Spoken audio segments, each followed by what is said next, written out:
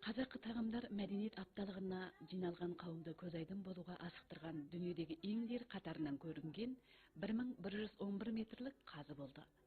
Жарқын мал шаруашылық өнімдері кооперативінің жауаптысы Жарқын Бармағұлының жетекшілігінде әзірленген осынау ұлттық кәделі тағам түрі 1111 метрлік қазына аудару кезінде Төрбілжін ауданындағы сапа тексеру, денсаулық сақтау, куәландыру орындары тығыз сәйкесіп, бір ниетпен жақсылыққа асықты.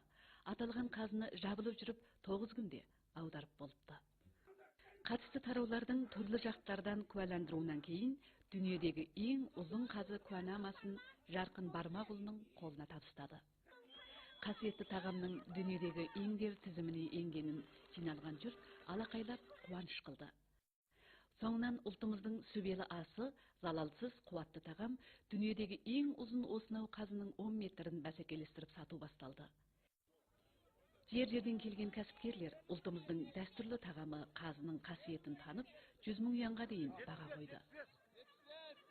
Ақыры Күйтін қаласынан келген жеке кәсіпкер Бағдана Әділхан қызы 120 мың юанға дүниедегі ең ұзын қазының 10 метрін бірінші болып сатып алды.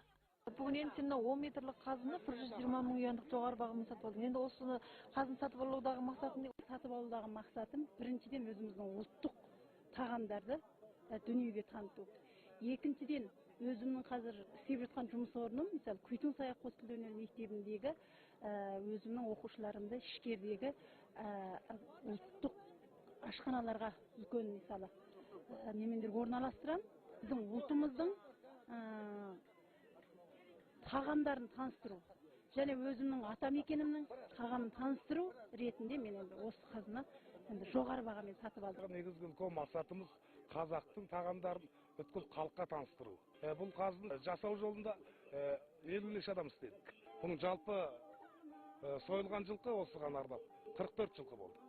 Бұның салмағы, мына қазанда тұрған қазымыздың салмағы 4572 килограмм болды.